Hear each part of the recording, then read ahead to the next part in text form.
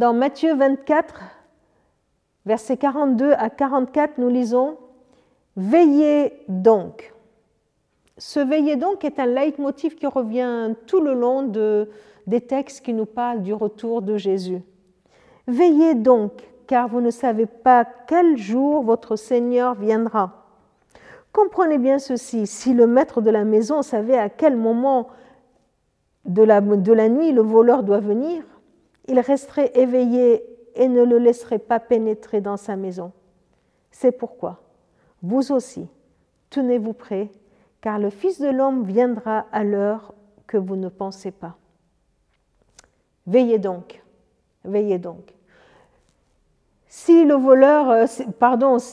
maître de la maison sait que le voleur va arriver à telle heure, eh bien, un peu avant et un peu après, il peut faire autre chose. Et puis, juste à cette heure, il peut se préparer pour le recevoir, ou plutôt pour l'empêcher d'entrer. Vous voyez, c'est cette image-là.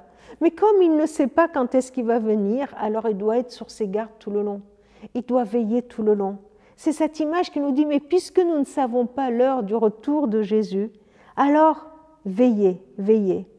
Attention, ce n'est pas une veille passive, ce n'est pas là où on attend tranquillement en se tournant les pouces, non, mais une veille active. C'est une veille active. Alors, c'est d'abord veiller sur soi-même. Veiller sur soi-même pour être prêt, soi-même. Veiller sur ses paroles, être attentif. Si ma vie reflète mon désir d'être disciple du Christ, veiller en tout temps, veiller en toutes choses, veiller sur soi, pour que soi-même nous soyons prêts à accueillir le Christ.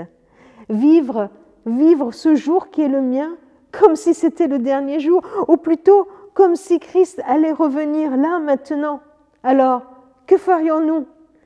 Peut-être que je veillerai sur moi-même au point d'aller régler certains dossiers qui sont en retard, certaines disputes qui n'ont plus de fin.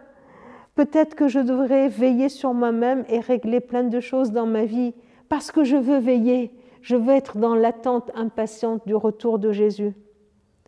La veille est bien sûr aussi d'aller et de témoigner et de continuer à être sel et lumière sur cette terre, de vivre sur terre en manifestant la présence du Christ comme s'il allait revenir et non comme si tout s'arrêtait là, ici et là.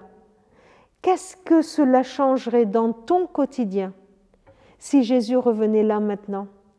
Si toi et moi nous savions, ou si toi et moi nous nous attendions que Jésus revienne là, peut-être avant la fin de la journée, qu'est-ce que je ferais de ce jour ? Comment je vivrais ce jour ? Telle devrait être notre réaction pour chaque jour de notre vie. Le vivre dans la veille et l'attente impatiente du retour de Jésus sur cette terre.